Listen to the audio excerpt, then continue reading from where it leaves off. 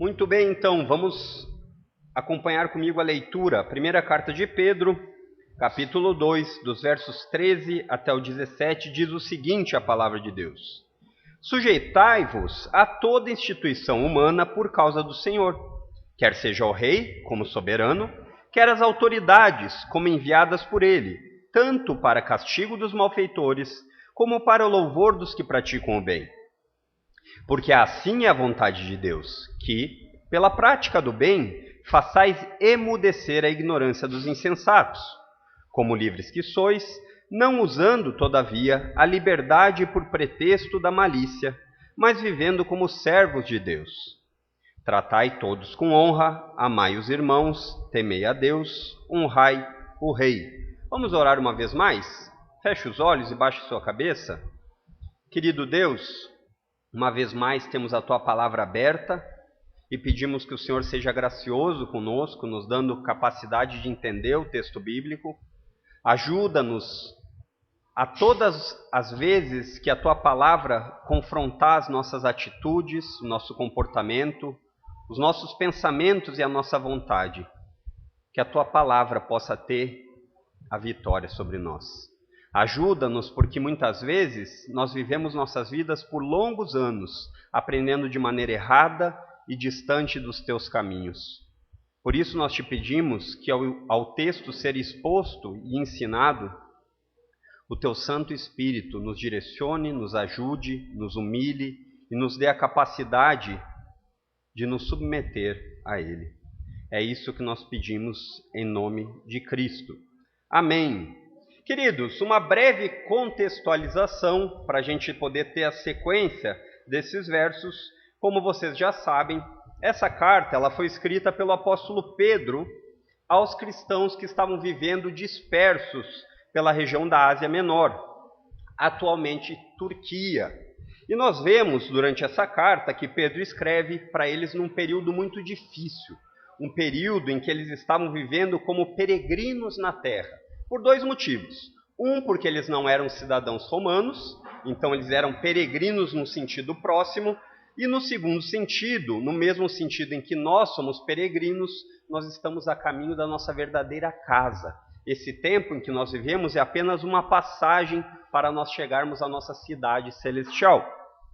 Sendo assim, eles estavam passando por um momento muito difícil, um momento de perseguição, um momento em que começou com a perseguição vinda por parte dos judeus, e nesse período aqui, o império já perseguia os cristãos, e seguidamente os cristãos eram mortos por causa da sua fé.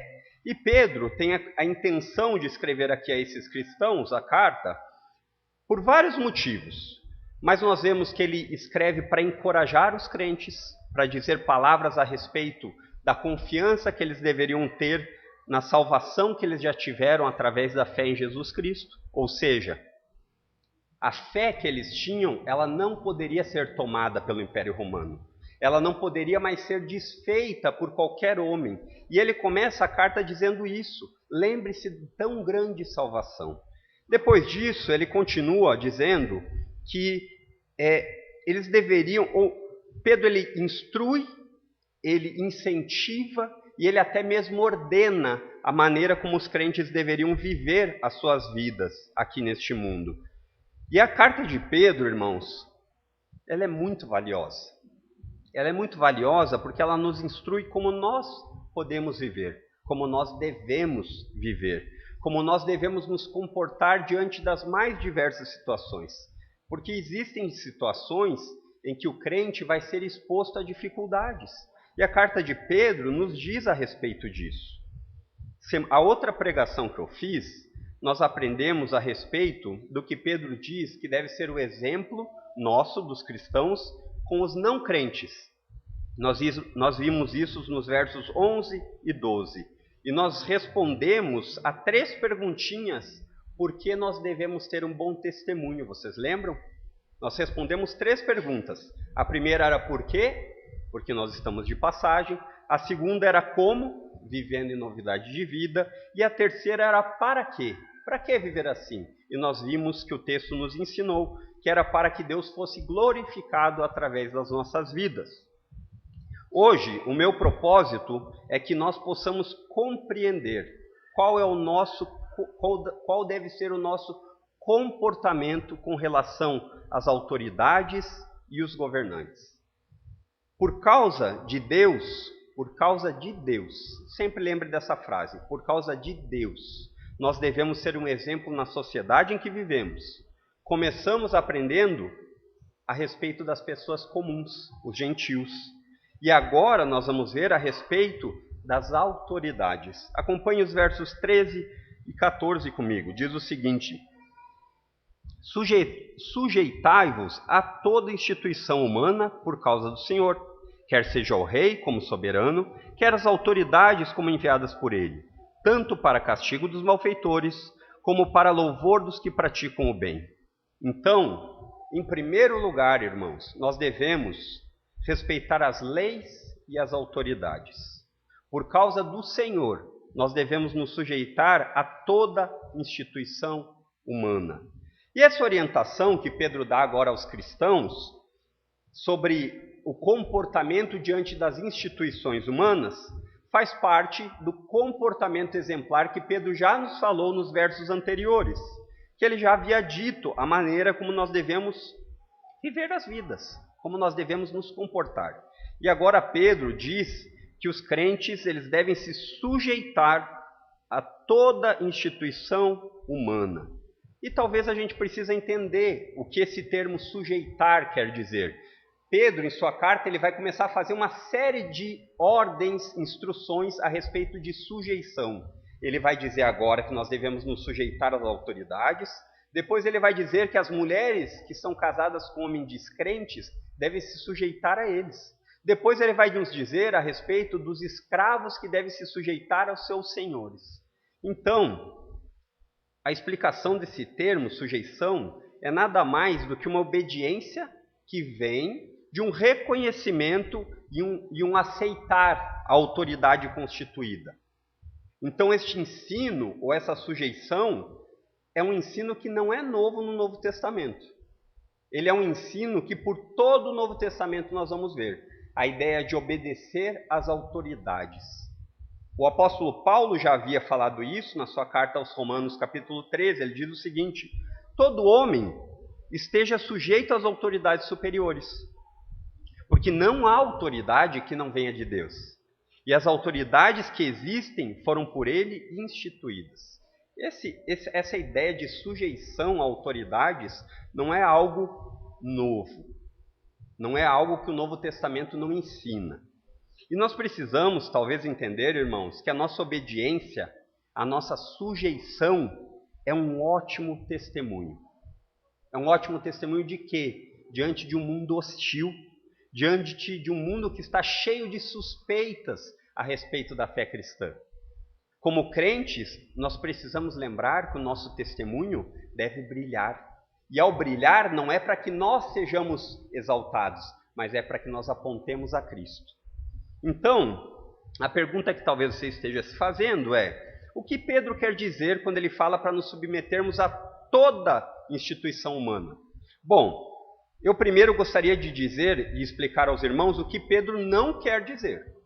O que ele não quer dizer é que Pedro não está ordenando a nós crentes a obedecermos cegamente toda a autoridade humana, obedecermos sem nenhum critério. Por que nós sabemos disso? O próprio Pedro, quando foi proibido de pregar sobre Cristo, do Evangelho, as autoridades chegaram para ele e falaram em Atos 4, você está proibido de falar de Jesus. E ele disse, não, antes desobedecer aos homens do que desobedecer a Deus. Então, nós sabemos que a palavrinha toda, ela não quer dizer toda de qualquer forma, mas ela quer dizer toda no sentido de todo tipo de autoridade. Pode ser um guarda de trânsito, pode ser um professor da sala de aula. A ideia de autoridade também é algo que a Bíblia inteira trata. A autoridade dos pais, a autoridade dos maridos, a autoridade da igreja, a autoridade de Cristo. No entanto, nós sabemos pelo contexto que Pedro provavelmente tem em mente aqui o governo civil, porque ele logo em seguida fala sobre o rei e as autoridades enviadas por ele. Em segundo lugar, não quer dizer que você, crente, deva obedecer o governo quando ele o forçar a fazer algo que está em oposição, que é contrário aos mandamentos de Deus. Então aqui, a regra de obediência para um crente, para um cristão, é a palavra de Deus. É a palavra de Deus que vai lhe dar um norte do que você deve obedecer ou do que você não deve. Todas as vezes que um governo humano lhe obrigar, lhe incentivar, lhe mandar fazer algo que está em oposição aos mandamentos de Deus, nós podemos e devemos desobedecer. Mas fora isso, nós devemos obedecer sempre. E as instituições humanas que Pedro se refere aqui, diz respeito à forma de governo, como eu já mencionei. E muito provavelmente aqui Pedro fala a respeito do imperador, porque é onde eles estão vivendo. O povo para quem Pedro escreveu, os crentes, eles vivem num período em que o Império Romano é quem governa. Então ele reconhece a necessidade de obediência aos governos humanos. Mas duas considerações eu gostaria de fazer aqui com os irmãos antes de avançar a respeito do que Pedro fala. Ele diz assim no verso 13: sujeitai-vos a toda instituição humana. E ele dá um motivo, por causa do Senhor. E muito provavelmente Pedro aqui tem usado a ideia de instituição humana, falar uma instituição mortal, por dois motivos. O primeiro, porque naquela época era muito comum cultos ao imperador, como se o imperador fosse um tipo de Deus. Então toda aquela região da Ásia Menor, ela era dominada pelo Império Romano e os cristãos seguidamente eram empurrados a adorar o imperador, a prestar culto a Nero. Então Pedro muito provavelmente usa essa expressão porque tem muitos crentes se tornando crentes que vêm do paganismo, que vêm do culto ao imperador. Então Pedro diz o seguinte: olha, é humano, ele é mortal, ele não merece a adoração igual de um Deus. Esse provavelmente é um dos pontos. E o segundo, que é um contraste até meio tenso, é que provavelmente aqui existiriam muitos cristãos que tinham uma certa relutância em obedecer. Por quê? Porque eles diziam: olha, essa autoridade é uma autoridade humana imperfeita. Ela é uma autoridade humana má. Ela não é sábia como Deus. Então, por causa disso, eu não devo obedecê-la. É muito provável que esses dois contrastes existissem. Mas Pedro aqui, ele não está dizendo que tipo de governo humano é o que o Novo Testamento incentiva. Existem algumas pessoas que acham que o Novo Testamento vai falar que o governo ideal é a monarquia. Pedro apenas está escrevendo reagindo ao momento em que eles estão vivendo. Embora o período em que seja aqui tratado é um período que existe rei, nós precisamos tirar daqui não importa qual tipo de governo seja, você deve, como crente, ser um bom exemplo. Você deve viver de modo exemplar. E aqui nós tiramos uma inferenciazinha que não existe espaço para nós sermos anarquistas, para nós rejeitarmos toda forma de governo, para nós nos revoltarmos e sermos rebeldes com todo... Não. Pedro aqui ele vai nos dizer, no final das contas, o seguinte: somente Deus pode ser adorado, e o Deus da Bíblia. Somente um Deus merece ser adorado. Mas Deus, ele utiliza meios, geralmente métodos humanos, como o governo humano, para manter a sua ordem e a sua justiça. E por causa disso, nós precisamos obedecer. Nós vivemos, queridos, como vocês devem saber, até melhor que eu, no Brasil. E o Brasil tem passado por vários problemas de nível econômico e político. Nós temos sofrido com tantos problemas de corrupção, de coisas erradas, de coisas que a gente fica de cabelo em pé. Mas o ponto aqui é: se existem regras e leis que são justas, que não estão em contrário à palavra de Deus, nós devemos obedecê-las. Mesmo que muitas vezes essas leis venham por mão de governos corruptos. Essa é uma tensão que os cristãos enfrentam. Se o governo exigir coisas de você que não são contrárias à palavra de Deus, você deve obedecê-los. Você não tem autorização bíblica para descumprir as leis e a obediência às autoridades. Você não está autorizado, por exemplo, a não pagar seu imposto de renda. Você não está. Você não está autorizado a sonegar impostos. Você não está autorizado a fazer um gato da net. Você não está autorizado a comprar uma versão falsificada de Windows. Você não está autorizado. Você não está autorizado a comprar produtos piratas. Porque essas coisas todas são contra a lei e não são contrárias à palavra de Deus. Você está autorizado se você for obrigado a autorizar o aborto, a assinar um atestado de que você concorda com o aborto. Você está autorizado a desobedecer. Você está autorizado a desobedecer se você tiver que compactuar com um casamento entre duas pessoas do mesmo sexo. Você pode desobedecer o governo. Você pode desobedecer o governo se você for proibido de pregar sobre o Evangelho. Vocês conseguiram entender os princípios pelo qual nós devemos nos guiar? E aqui, Pedro nos fala, no verso 14, ele diz, quer as autoridades como enviadas por ele. No tempo do Império Romano, era muito comum o imperador ter várias autoridades que ele enviava. Poderiam ser governantes de província, como era o Pilatos, como era Félix. Poderiam ser os procuradores, os procônsules, como nós vemos Sérgio Paulo e Galho em Atos 13. O imperador ele enviava essas pessoas geralmente com 3 intenções: cobrar os tributos, imposto, castigar os malfeitores e elogiar os bons cidadãos. É isso que ele nos diz no verso 14, parte B. Ele diz, quer as autoridades como enviadas por ele, tanto para o castigo dos malfeitores, como para louvor dos que praticam o bem. Os malfeitores, naquela época, assim como hoje, estão por toda parte. Nós temos ladrões, nós temos assassinos, nós temos promotores de revoltas, aqueles que estão sempre prontos a fazer baderna. E quando o governo age de maneira correta, punindo essas pessoas, ele está, em última análise, sendo a ponta da espada de Deus. É isso o que Paulo fala, é isso que Pedro nos ensina. E embora muitas vezes possa estar passando pela sua cabeça, mas como pode governos injustos serem, de certa forma, usados por Deus? Embora seja difícil às vezes de engolir, a Bíblia fala muito sobre isso. Isaías, capítulo 45 e 46, dizem a respeito disso. Capítulo 45, Isaías diz a respeito de Ciro. Ciro foi um governante que não era crente, não era temente a Deus. No entanto, olha o que o profeta escreve a respeito dele. A Ciro, cuja mão direita eu controlo com firmeza. Ele está falando que Deus faz isso. Para subjugar nações e desarmar reis. Isaías 45, 1.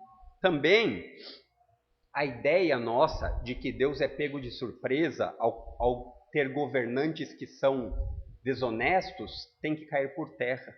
A Bíblia diz que nada pega Deus de surpresa.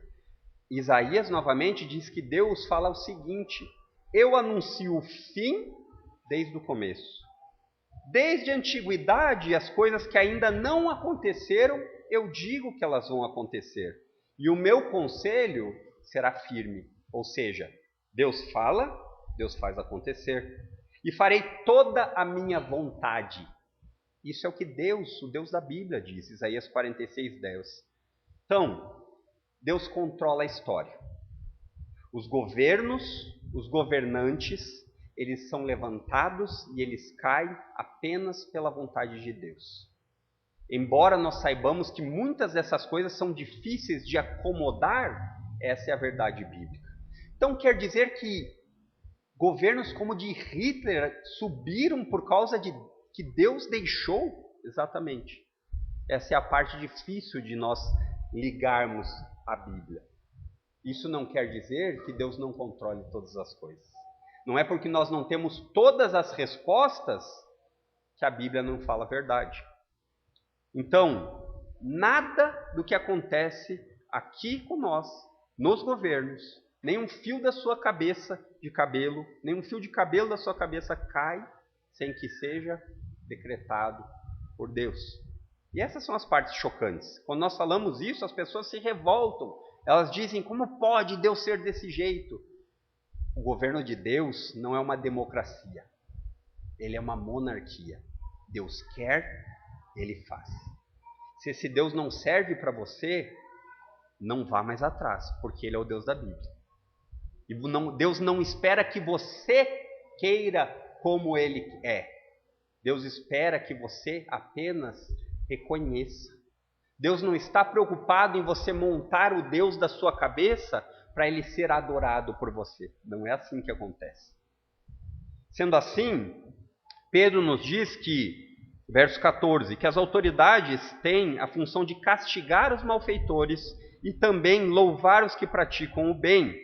Essa expressão que a Bíblia nos conta aqui no verso 14, expressão louvor dos que praticam o bem, vem da ideia que era muito comum, irmãos, entre os romanos, erigirem estátuas, dar condecorações, privilégios aos cidadãos que de alguma forma contribuíam para o bem de Roma. E isso é o que acontece em certa medida nos nossos dias. Nós vemos pessoas ganhando nome nas ruas, não é? A placa lá com o nome da pessoa, em homenagem por algum motivo. Nós vemos praças ganhando o nome de algumas pessoas que ajudaram, ou até mesmo hospitais. Então a ideia aqui é, o critério para nós crentes obedecermos às leis e às autoridades é a palavra de Deus. Devemos ser cidadãos exemplares para glorificar a Deus. Por causa de Deus. Tudo começa em Deus. Você não faz isso para ganhar um tapinha nas costas. Você não faz isso para que você tenha o nome na placa da rua. Mas você começa em Deus. Você faz isso para que Deus seja glorificado. Então, não seja conhecido por alguém que participa dos rolos desse mundo, que vive com a vida enrolada, sempre consegue as coisas de um jeitinho, tenho até vergonha de dizer brasileiro, né? Aquela ideia de que o brasileiro sempre dá um jeitinho meio escuso de fazer as coisas, compra as coisas falsificadas, mas para ele não tem problema de parecer, porque parece original, ou então às vezes até compram coisas roubadas para poder ter aquilo que eles tanto querem. Seja conhecido por alguém exemplar na obediência às leis, sejam elas de trânsito, sejam elas fiscais ou qualquer tipo de lei. Por causa de Deus, nós devemos ser exemplo na sociedade que vivemos. Começa com as pessoas, nosso convívio, e vai para as autoridades. E nós vimos em primeiro lugar, nós fazemos isso respeitando as leis e as autoridades. Em segundo lugar, sendo exemplos na prática do bem. Verso 15 diz assim: porque assim é a vontade de Deus, que pela prática do bem façais emudecer a ignorância dos insensatos. Deixa eu abrir rapidamente um parênteses aqui nessa pregação e eu já volto nela. Para quê? Aqui ele diz assim, porque assim é o que ele diz? Assim é a vontade de Deus. Não estão com a Bíblia aberta? Assim é a vontade de Deus. Então eu vou abrir esse parênteses na ideia de vontade de Deus. Nós sabemos que em nossos dias as pessoas amam descobrir a vontade de Deus. Normalmente elas vão em algum ser espiritual iluminado, que ele fala a vontade de Deus para ela. Ou então elas abrem o horóscopo para saber a vontade de Deus. Ou então elas vão numa cartomante para descobrir a vontade. Assim que as pessoas fazem. E muitas dessas pessoas convivem em meios evangélicos. Muitos dos evangélicos, eles querem descobrir a vontade de Deus, mas é uma vontade de Deus que está escondida. Nós vemos na Bíblia, a Bíblia tratando com a vontade de Deus em duas formas. A vontade de Deus soberana, escondida, que não é revelada, é o que nós vimos em Isaías 46, que ele diz: eu planejei o fim desde o começo. E as coisas que vão acontecer, eu já determinei. Mas ele não diz tudo isso. Isso é uma vontade não revelada. É a vontade soberana de Deus que vai acontecer. Porque Deus tem poder para que ela aconteça. Mas nós não sabemos disso. E a outra é a vontade revelada de Deus.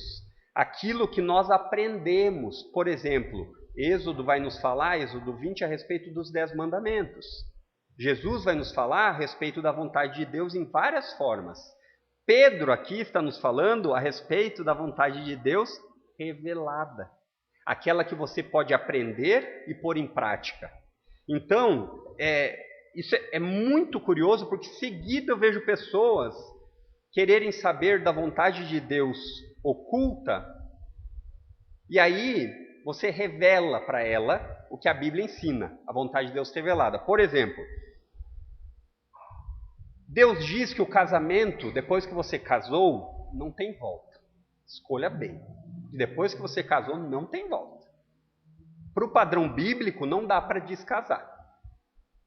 Então a pessoa casa, ela é crente, e aí ela vê que o marido tem bafo.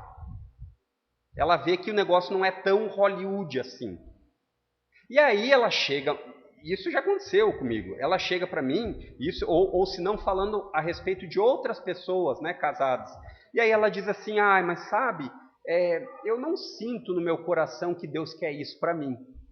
A vontade de Deus revelada está escrita, mas eu prefiro aquela do meu sentimento, aquela que eu não sei, aquela que muitas vezes me leva para o precipício. Isso também diz respeito a todas as áreas da nossa vida. Então, Deus deixa a palavra dele revelada para que nós possamos aprender e obedecer a ela. Não fique tentando descobrir coisas que a Bíblia não explica, porque isso, os planos ocultos de Deus, cabem a Deus. Guie sua vida pela vontade revelada de Deus, e não pela vontade soberana, porque a vontade soberana dele é secreta. Não seja tolo.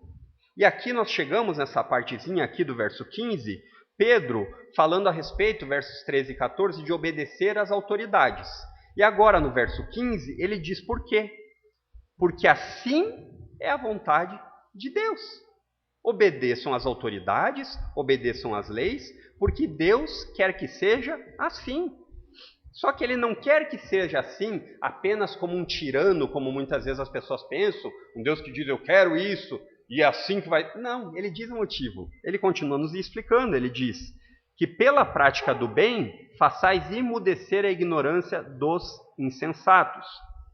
Deus quer, segundo o que Pedro nos ensina, que pela sua obediência às autoridades constituídas, governantes, guardinha de trânsito, professores e todo tipo de autoridade, ele quer que você emudeça a ignorância dos insensatos. Em outras palavras, os crentes, os cristãos, quando vivem dando um bom exemplo, eles vão calar a boca daqueles que os acusam de não serem bons cidadãos. Sabe por quê? Porque as suas atitudes vão falar por eles. Você não precisa ficar batendo boca. Eu isso. Não. Com as suas atitudes, você vai fazer eles... Bom, você está me falando que esse cara, ele só nega imposto. Mas aí, se eu for olhar a vida dele é transparente. Então, quer dizer que aquilo que você me falou não é verdade. A expressão aqui que Pedro usa, ignorância dos insensatos, ela diz respeito a várias coisas aqui que estavam acontecendo nessa época. Acusações, difamações, maledicências e críticas. Por quê? Porque eles acusavam os cristãos de coisas que eles nem imaginavam. Por exemplo, eles acusavam os cristãos de serem canibais. Como assim? Sim, eles diziam que comiam o corpo e tomavam o sangue, a ceia. Eles acusavam os cristãos de serem terroristas, porque a cidade de Roma tinha pegado fogo, muito provavelmente por parte de Nero, e eles foram os acusados. Eles eram acusados de serem ateus. Por quê? Porque o imperador é Deus, e eles não adoram o imperador. Então, as atitudes deles deveriam calá-los. É verdade que nós sabemos que mesmo que as atitudes sejam irrepreensíveis, os descrentes continuam apontando. Por quê? Porque o problema está interno. Tiago 4:1, ele diz que o problema do ser humano é de dentro para fora. O problema do ser humano não é saneamento básico. O problema do ser humano não é educação. O problema do ser humano é um coração rebelde a Deus, que é capaz de guerrear, fazer lutas e até matar para ter o que quer. Então, embora Pedro aqui não seja bobinho, ele continua dizendo, olha, se for para sofrer, que soframos pelos motivos certos.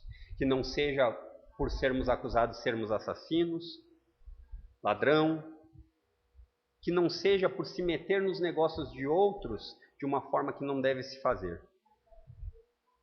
Então, embora aqui quando uma pessoa nos acusa de algo, nós vamos aprender isso mais para frente, nós devemos estar prontos para dizer o motivo da nossa fé. Por que você crê nesse Jesus? Você deve estar pronto para falar sobre sua fé. Mas nós devemos lembrar que as nossas ações falam muito mais alto do que as nossas palavras. Você não pode oferecer às pessoas coisas que você mesmo não tem. Quando você diz para o seu filho amar a Deus e você não ama, o seu filho enxerga. É mais ou menos aquele ditado popular: faço o que eu digo, mas não faço o que eu faço. Isso não funciona. E é isso que Pedro está aqui dizendo.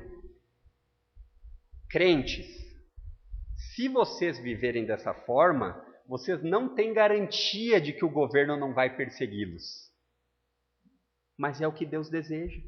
Essa é a vontade de Deus. Você quer viver sua vida pela vontade de Deus? Essa é uma das vezes que a vontade de Deus está revelada. Que você viva de uma maneira exemplar. Por causa do Senhor, faça o bem, pratique boas obras.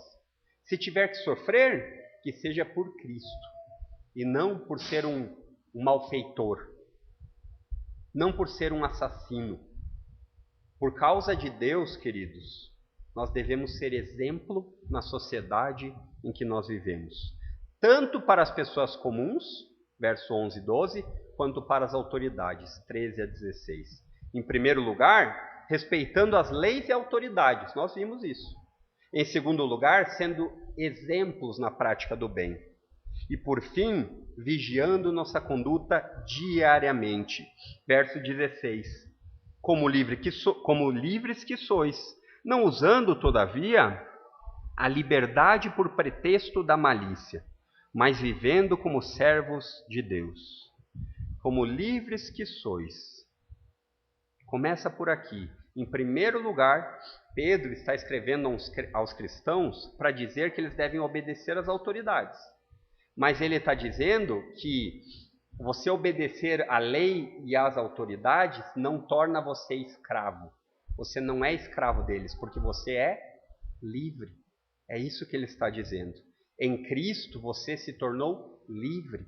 O pecado não é mais o seu senhor, você é livre. Os governos humanos não são mais o seu senhor, você é livre. Em segundo lugar, Pedro escreve aqui dizendo, nesse versinho aqui, como livres que sois, não usando todavia a liberdade por pretexto da malícia.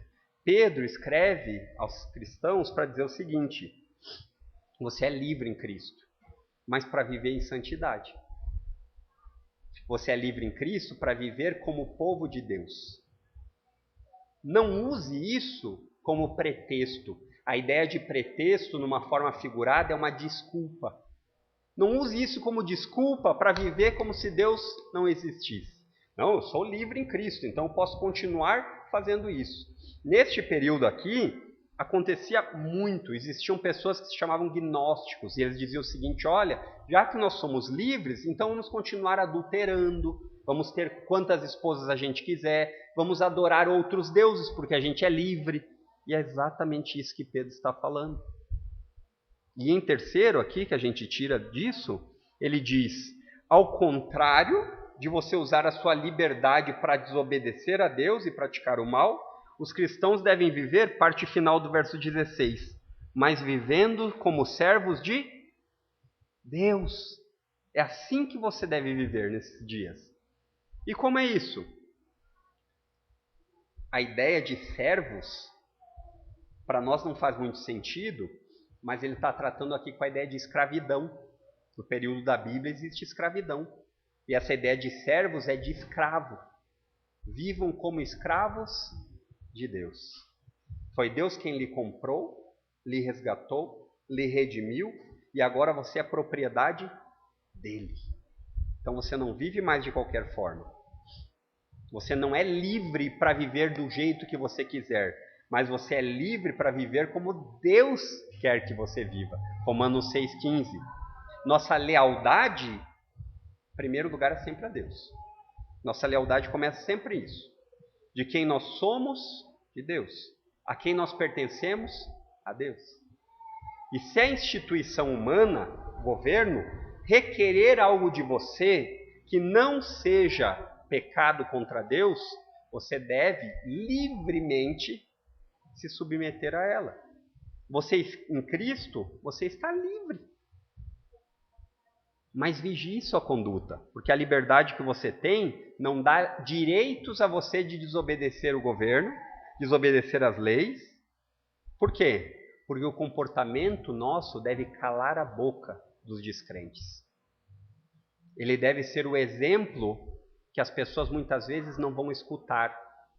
Existe uma frasezinha que o Dr. Shedd fala que a vida do crente, muitas vezes, vai ser a única Bíblia que um descrente vai ver. E é assim que nós devemos nos comportar. Só que, infelizmente, diariamente, nós somos expostos a atitudes de supostos crentes envergonhando o nome de Deus. Não é assim que os descrentes serão emudecidos. Por quê? Porque os crentes devem emudecer através de serem exemplos, pagando seus impostos, não sendo caloteiros, não sendo mentirosos, não sendo fofoqueiros. Devem ser confiáveis, pessoas que as pessoas, ao fazerem algum tipo de negócio, elas quase não precisariam de um contrato, pela confiança que elas sabem que você passa. Só que muitas vezes, quando eu converso com pessoas ignorantes sobre Deus, a imagem que ele tem dos evangélicos são de pessoas burras e mal intencionadas. Pessoas que dão dinheiro de montão a homens desonestos. E sabe por que muitas vezes isso acontece? Sabe? Eu vou dizer alguns. Porque muitas vezes você participa na roda da fofoca com os descrentes. Porque muitas vezes você faz um gatunete com eles. O seu vizinho é seu parceiro no gatunete. Porque muitas vezes você liga para o teu amigo da informática e diz: eu queria baixar 3 do Windows pirata aqui, tem como você vir? Porque muitas vezes você adora ir nos camelô comprar coisas sem nota. Porque você não se preocupa muitas vezes, e aqui vai um pouco mais específico para as mulheres, com a maneira que você se veste. Muitas vezes você se parece mais com uma filha de Satanás do que uma filha de Deus. O padrão de vestimenta não é o padrão de sensatez, de prudência, mas é um padrão de mundo, sensualidade. Porque muitas vezes nós não nos preocupamos de sentar na roda daqueles que escarnecem de Deus. Em Cristo nós somos livres. Nós podemos todas as coisas, mas nem todas valem a pena. 1 Coríntios capítulo 6. Não dê lugar, ao invés da sua liberdade, para a libertinagem. É a ideia de entender que eu sou livre e eu vivo do jeito que eu bem entender. Não, vou lhe dar uma dica. Passe pelas 3 peneirinhas bíblicas. A primeira é todas as suas atitudes, pense, glorifica a Deus? Essa é a primeira. A maneira como eu vou fazer algum tipo de negócio glorifica a Deus? A maneira como eu vou me vestir glorifica a Deus? A maneira como eu vou falar sobre alguém glorifica a Deus? Glorifica. Ok, vá para a segunda então. É um bom testemunho? As pessoas ao ver isso, vão ver Deus sendo glorificado, sendo um bom testemunho? É. E se passou pelos 2, chega no terceiro crivo da peneirinha. Isso vai edificar a mim espiritualmente ou alguém que está perto de mim? Se sim, prossiga. Se não, aborte a missão. O que impacta a vida dos descrentes, irmãos, não são pessoas evangélicas que falam língua dos anjos. Não são. Não são pessoas evangélicas que passam óleo ungido no carro, na casa, no trabalho, nas roupas e em tudo mais. Não são. Não são mulheres que não cortam os cabelos, que não depilam o sovaco, não tira os pelos das pernas. Não são essas pessoas. Não é isso que impacta a vida dos descrentes. O que impacta a vida dos descrentes é a maneira como você vive. A maneira como eles enxergam Deus na sua vida. Pessoas que vivem para a glória de Deus. Pessoas exemplares, onde quer que estejam. Eu não estou falando aqui de ser o número 1 aonde você está, mas bem que ele sugiro a ser. O melhor médico, o melhor funcionário, o melhor esposo, a melhor esposa, o melhor pai, o melhor professor. Eu lhe sugiro que você seja. Não para que você ganhe um tapinha nas costas, mas para que Deus seja honrado. Não seja aquelas pessoas que sempre estão reclamando, murmuradores. Sempre as coisas estão ruins. Pessoas que sempre querem levar vantagem do jeitinho brasileiro. Que por qualquer motivo dão um jeito de não trabalhar, por exemplo. Dão um jeito. Esses dias eu recebi no WhatsApp o cara vendendo, na verdade não era esses dias, era um bom tempinho atrás, quando tinha as finais de jogos de futebol, o cara vendendo atestado para poder ver o jogo em casa. E as pessoas embarcam nisso. Não sejam preguiçosos para trabalhar, sejam aqueles que são os exemplos.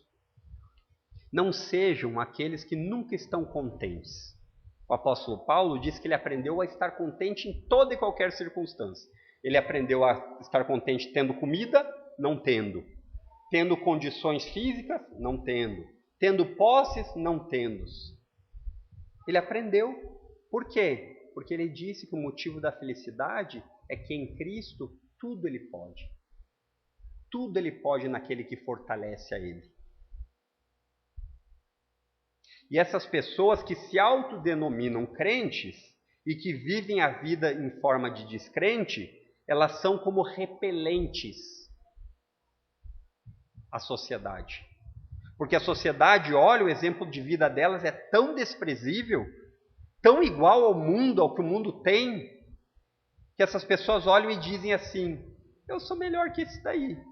Se esse Deus dele é assim, eu acho que eu não preciso. Entenda uma coisa. Eu não estou pedindo a você que você seja perfeito. Porque você não vai ser. Eu não vou ser. Isso é uma utopia. Eu não estou pedindo a você que as suas boas obras sejam para lhe render tapinha nas costas. Não. Eu estou falando que o apóstolo Pedro está ordenando você a você ter boas obras, viver uma vida diante das autoridades, da sociedade, para que Deus seja honrado através da sua vida. E se Deus quiser, através da sua vida, trazer pessoas pelo seu exemplo a Cristo, louvado seja o nome do Senhor. E Pedro encerra essa sessão dele, que ele começou no verso 11 e termina no 17, com os deveres gerais dos cristãos, que é pertinente às instituições humanas. Olha o verso 17. Tratai todos com honra. Amai os irmãos, temei a Deus, honrai ao rei. Tratai todos com honra é a ideia de você respeitar todas as pessoas, dar atenção, consideração. E isso vale para todas as pessoas, não somente ao rei.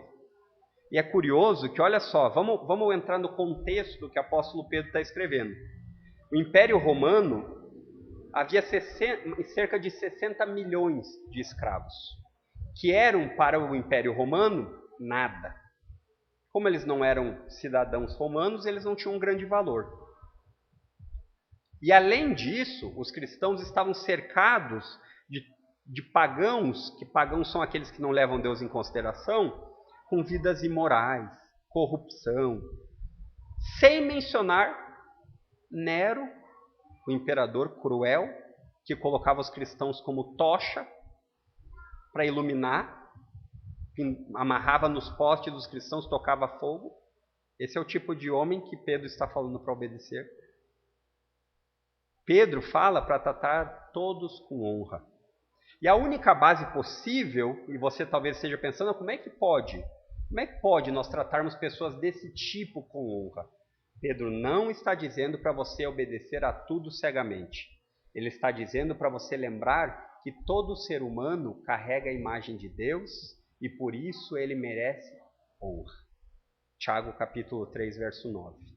O ser humano, ele é digno de respeito porque ele carrega a imagem de Deus. Por mais distorcida do pecado, por mais manchada pelo pecado que ela esteja. Então lembre-se disso. Você não precisa, aqui, Pedro não está nos dizendo o seguinte, olha, ele quer matar você, vá até ele. Eu não vou. Não é isso que Pedro está falando. Pedro está dizendo que você tem que saber o motivo pelo qual você está vivendo. O motivo pelo qual você obedece às autoridades. O motivo pelo qual você dá um bom exemplo. O motivo por qual você faz as boas obras. Tudo isso é para que Deus seja honrado na sua vida. Ele continua dizendo que eles deveriam amar os irmãos. E aqui nós vemos que, embora nós devamos honrar a todos, descrentes, tratá-los com respeito, quando eles merecem o respeito que não está contrário à lei de Deus, se ele vem para você e diz, vamos comigo que eu vou fazer um aborto. Bom, você não vai junto, você não vai compactuar com isso. Mas isso não quer dizer que você vai tratar ele como um lixo, porque ele carrega a imagem de Deus. Então o crente ele precisa discernir as coisas. E a palavra de Deus nos dá esse discernimento. E em segundo lugar, ele diz que devemos amar os irmãos. Então, novamente, eu já falei sobre isso em outras pregações que Pedro trouxe. Os crentes, entre eles, deve haver mais amor do que entre os crentes e os familiares descrentes de sangue. Isso é radical, mas essa é a realidade bíblica. Porque se seu pai e sua mãe não for crente, Deus queira que eles se tornem, e você seja um exemplo para Deus usar, mas se ele não for crente, você não vai ir para o céu com ele. Você vai para o céu com o irmão que é crente. Sendo assim, valorize o irmão crente acima dos outros. E essa realidade, ela deve ser levada até os seus compromissos diários. Muitas vezes, isso eu já falei, muitas vezes você tem um aniversário para ir no dia do culto. Falte o aniversário, venha ao culto. Existem situações que você deve ao aniversário? Claro que devem existir, mas de maneira geral, a primeira coisa que você sempre descarta, e normalmente nós descartamos, é o culto a Deus. Que não seja assim. Depois ele continua dizendo que nós devemos temer a Deus. E a ideia de temer a Deus aqui, de Pedro, ela traz a ideia de uma reverência alta. A ideia de quem é o verdadeiro rei soberano do universo. A esse você deve temer. E sim, existe espaço para o temor de medo. Porque o Deus da Bíblia é o único que é capaz de matar tanto a sua vida física quanto lhe colocar no inferno. Um rei desse tipo como Nero, no máximo ele lhe mataria. Mas ele não teria poder para lhe colocar no inferno ou no céu. Então o temor a Deus, ele deve estar englobado de você saber que a cada minuto da sua vida, Deus é um espectador, ele está vendo. No quarto escuro, só você, com a porta fechada, Deus sabe dos seus pensamentos. Então não existe pecado oculto que Deus não enxergue. Então não pense que nós podemos esconder as coisas de Deus. E por fim, Pedro diz que eles deveriam honrar o rei. A ideia de Pedro aqui é algo quase inimaginável para nós. Por quê? Pedro recomenda isso para o homem que pouco tempo depois iria acabar com a sua vida. Foi sob o governo de Nero que Pedro morreu. Muito provavelmente sob o governo de Nero que Paulo morreu. E Pedro, mesmo assim, ele diz, honre o rei. A regrinha que nós temos aqui é: se não for contrário à palavra de Deus, obedeça. Como crentes, nós devemos ter em mente que sempre vivemos para Deus. E por causa de nossa sujeição a Deus, nós devemos livremente obedecer às leis e às autoridades. Em primeiro lugar. Em segundo lugar, sendo exemplos da prática do bem. E em terceiro lugar, vigiando nossa conduta diariamente.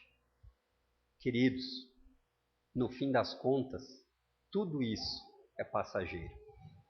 No fim das contas, é apenas Deus que merece ser honrado. Então, que Deus o capacite, o ajude a, se você tiver que sofrer humilhação por Cristo, que seja. Se você tiver que ser ridicularizado por causa de Cristo, que seja. Que não seja por causa de você ser pego como um ladrão. Se você ser pego como uma pessoa que não valoriza as leis, que não obedece às leis. Nós, como crentes, nós devemos ser a vitrine para que as pessoas olhem e deem graças a Deus. O problema é que o meio evangélico, no Brasil e no mundo afora, está completamente deturpado. Se de fato os milhões de evangélicos que existem no Brasil vivessem como Pedro está ordenando, o nosso país seria muito diferente. E essa é a prova de que não são tantos evangélicos assim. Não sejamos crentes de boca. Eu sou crente. Mas que as nossas atitudes falem por nós. A ponto das pessoas, ao olharem para as nossas atitudes, glorifiquem a Deus. Vamos orar.